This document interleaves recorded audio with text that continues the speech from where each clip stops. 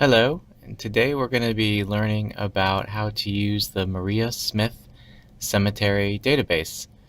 This database is a list of over 28,000 records related to deaths in the U.S. Virgin Islands and mostly in St. Thomas. The information was collected over a decade by a volunteer by the name of Maria Smith.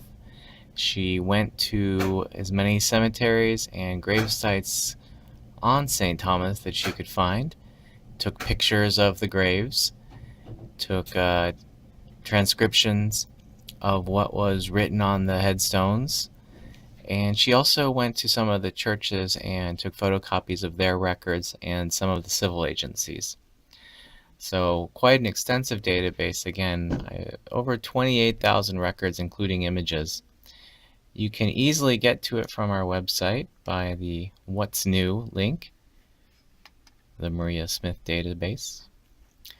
You can also get to it by going to our research resources page here, and from the special projects dropping down to the Maria Smith database and hitting go. And what happens when you get there is you get to the Maria Smith database page. The database is not online. It's too large to put online. It's actually in a Microsoft Access database.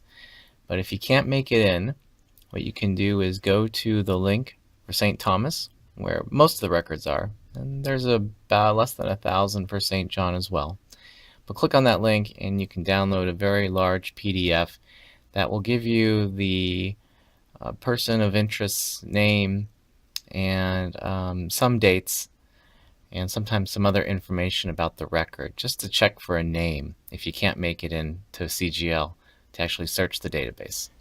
So the database is actually located on a computer in the front corner of the library. It's next to the computer which has the Danish West Indies passenger list records. And so it's dedicated to one computer. You'll find a link to the Access database in the front corner and St. Thomas Cemetery records. So the St. Thomas records have a quick link all their own. The St. John ones aren't linked, again, because they are so small. But once you open up the page for the database, Access opens up, and you'll see a couple warnings, and you'll see that you can actually get to the St. John database over here in the corner if that's what you want. And St. Thomas is what most people are interested in. You get a couple warnings that come up first.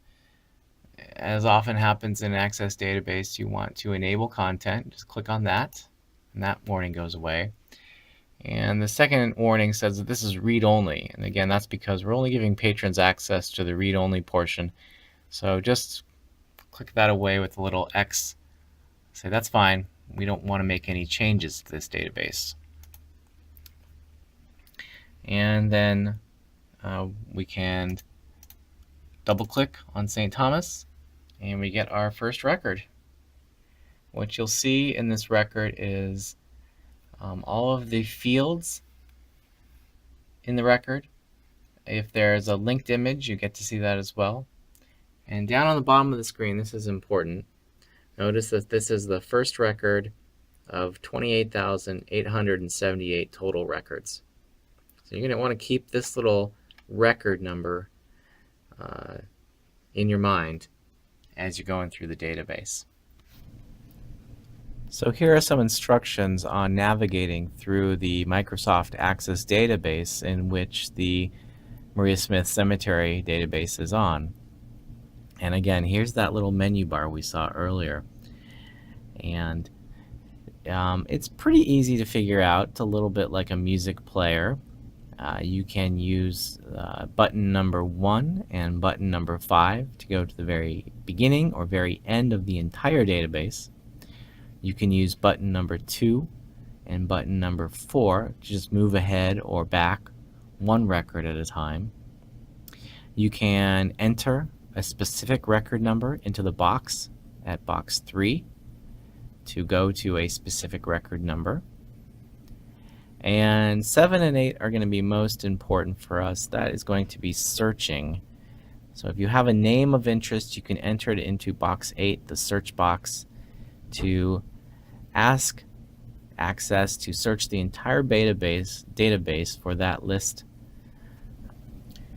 So let's try finding some records here. Again, let's take a look at those boxes for navigating around the database. We can go forward one record at a time. We can go back one record at a time. We can go to the very end of the database. We can go to the very beginning. And we can enter the specific record of interest and go to that record. So here we are at record 1000. That is Mary Richardson. She died on January 6th, 1834. And her record was found in the listing of St. Thomas and St. John deaths in the Copenhagen Archive. Now, if we want to get more advanced in our searches, we'll actually use the search box, enter the name of interest. Here I've entered Blyden. And every time I hit enter, the database will find another record with Blyden. So here is Harry Blyden, and he is found at record 248. And I hit enter again, and now I find a Blyden at record 1189. And this is a note that one of the survivors of this person was Una Blyden. So a survivor of Mercedes Bastian was Una Blyden. And I'll come down into the search box, hit enter again, move to record 1204, and this found Roy Blyden. And there's a funeral booklet for Roy. So what kind of information will we get in each record? Well, we will get a name, first, last, middle, if available, maiden, if available. Of course, birth date, birth year, birthplace, so those are sometimes listed on death records. Baptism information, since there was some church records, there's a field for that. And of course, death information.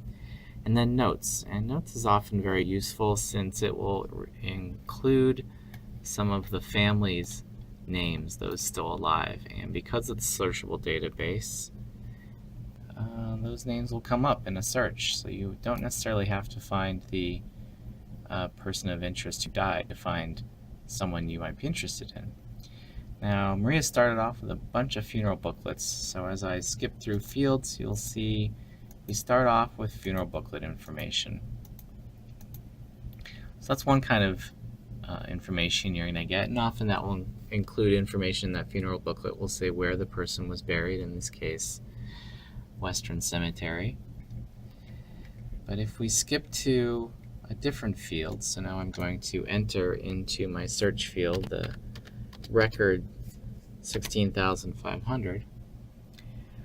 Notice here, this is a different kind of record, and this one was taken from a picture that Maria took out of an All Saints Episcopal Church record.